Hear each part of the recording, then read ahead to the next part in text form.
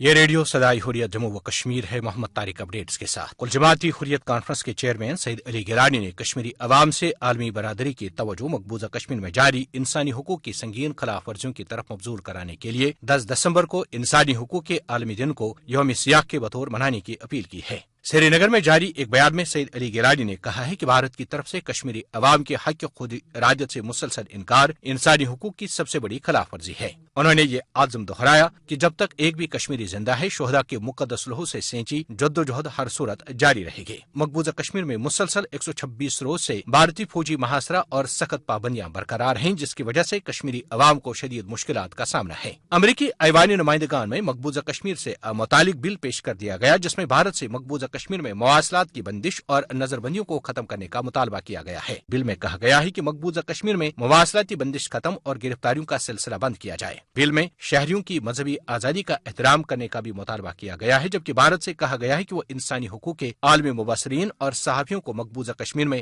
رسائی فراہم کرے۔ کراچی میں جاری عالمی اردو کانفرنس میں آج آخری سیشن مقبوضہ کشمیر کے سنگین صورتحال کے نام رکھا گیا ہے۔ کینیڈا سے تعلق رکھنے والے انسانی حقوق کے 3 رکنی وفد نے کل جماعتی حریت کانفرنس آزاد کشمیر شاخ کے رہنماؤں کے ساتھ ملاقات کر کے مقبوضہ کشمیر کی سنگین صورتحال اور کشمیری عوام کو اپنے گھروں میں محصور کرنے کے مودی کے 5 اگست کے فسطائی ہتھ کنڈوں کے بارے میں آگاہی حاصل کی ہے۔ اپڈیٹس ختم ہوئے۔ غاصب بھارتی انتہا پسند حکومت نے کشمیر کی خصوصی حیثیت کے غیر اخلاقی، غیر جمہوری اور غیر آئینی فیصلے کے بعد لاک ڈاؤن کی وجہ سے جہاں تجارتی، سیاحتی اور دیگر شعبوں پر منفی اثرات مرتب ہوئے ہیں، وہاں تعلیمی نظام بھی بری طرح متاثر ہوا ہے۔ طلباء کا مستقبل تاریک ہو چکا ہے۔ والدین بچوں کو اسکول بھیجنے سے قاصر ہیں۔ اس حوالے سے ان کا کیا کہنا ہے، سماعت فرمائیں۔ ہمارے بچے گھروں میں سہم کر رہ گئے۔ گورنمنٹ چھوٹے بچوں کو گھروں میں ہم بند کر کے رکھے ہوئے ہیں کہ باہر جائے، کہیں سے کوئی کچھ ایسا نہ ہو جائے کہ ہمارے بچے پیلٹ مارے یا کسی اور وجہ سے زخمی ہو جائے۔ اس وجہ سے ہم بچوں کو سکول بھیجنا ناپسند کرتے ہیں۔ آپ مجھے دکھائیے کون سی سکول بس آئی ہے جس سکول بس نے بچوں کو اٹھایا، سکول لیا۔ کون ماں باپ چاہے گا کہ ہمارے بچے رسک میں پڑے؟